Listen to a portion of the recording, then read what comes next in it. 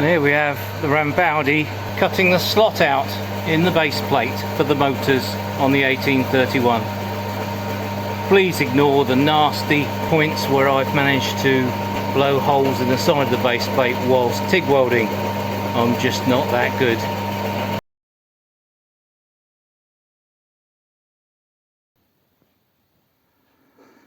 Well, here's the thing.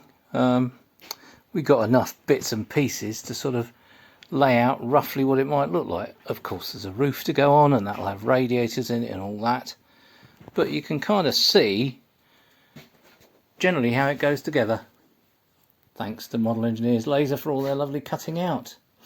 Yeah, if I take the side off, you can get a feel for how it's going to go together. I think the engine, the seal, needs to sit over on the far side so there's more room for the exhaust and inlet plumbing on this side and the ignition and spark plugs.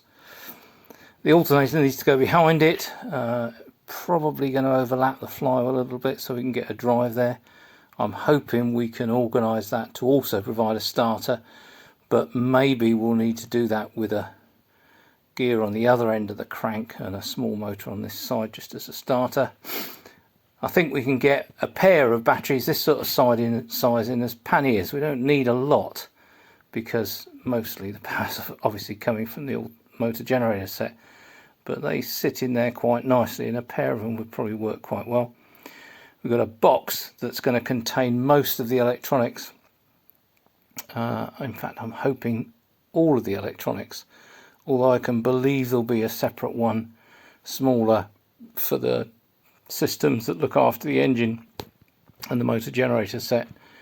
And actually that box will be mounted a little higher so it covers the windows and provides an opportunity for the buttons that you need to drive the thing with, but gives you a feel for where we're getting to, doesn't it? Not unhappy with that. My welding wasn't brilliant on the base plate, of course, and you get an amount of warpage, but then that's welding for you. Okay, onwards.